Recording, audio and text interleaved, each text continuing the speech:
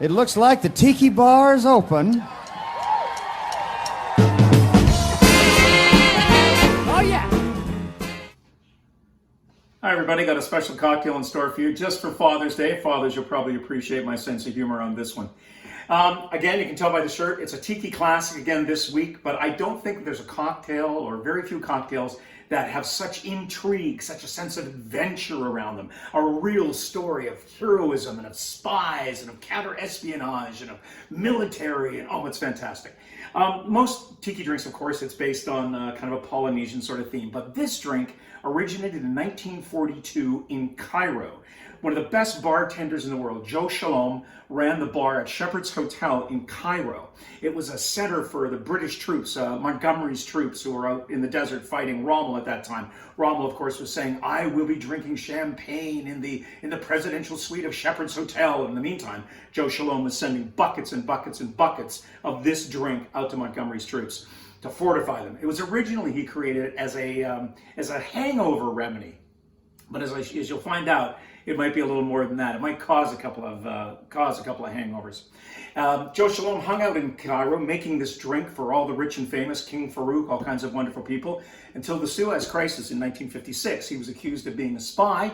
He was arrested. When he was released from jail, grabbed his family in the middle of the night, made a journey that would rival Casablanca, of getting out of Egypt. And he wound up in North America, in the States, and he was hired by Conrad Hilton, who then hired him to open bars all over the world. The drink is called the Suffering Bastard. And here's how it goes.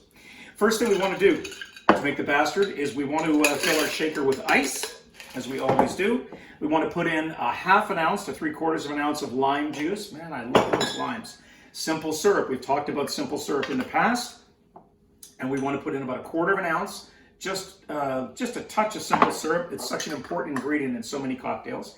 We're going to put in 1 ounce of gin. No, I think that's more, about 1.25 ounces. So we'll call it 1.25 ounces.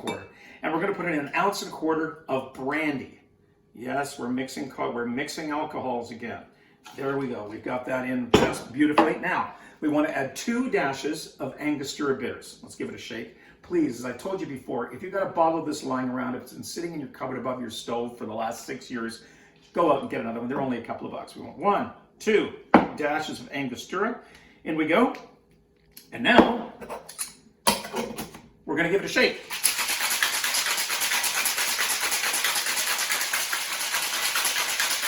Oh yeah. Really nice and cold. Excellent. We've got a Collins glass that we've been chilling with some ice.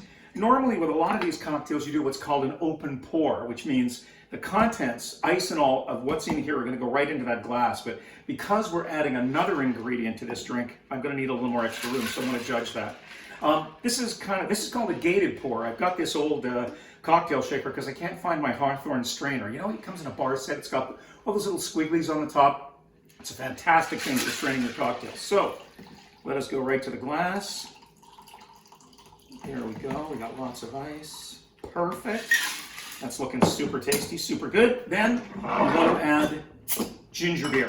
Now, depending on the brand, this is Grace ginger beer, but there's all kinds of great ones out there. If it's super spicy, you might want to bump up the simple syrup just a little. If it's a very sweet ginger beer, then back off on that syrup. We want to keep the effervescence in the drink. So we're going to add ginger beer to top that up. If you make this drink with bourbon, just bourbon, it's called the Dying Bastard. And if you make it with bourbon and rum, it's called the Dead Bastard. But here we are. We're going to garnish it with an orange wheel. We're going to put in a beautiful sprig of mint. Get those oils around the rim of the glass. We're going to pop that into our drink. And there it is. 1942, it became a tiki classic, absorbed into tiki culture, but it started in Egypt, in Cairo in 1942. Thank you, Joe Shalom. Happy Father's Day, everybody. Remember, COVID-19 may drive you to drink, but do not let it drive you to drink and drive. Cheers. Oh, yeah. I think I'm going to get over that.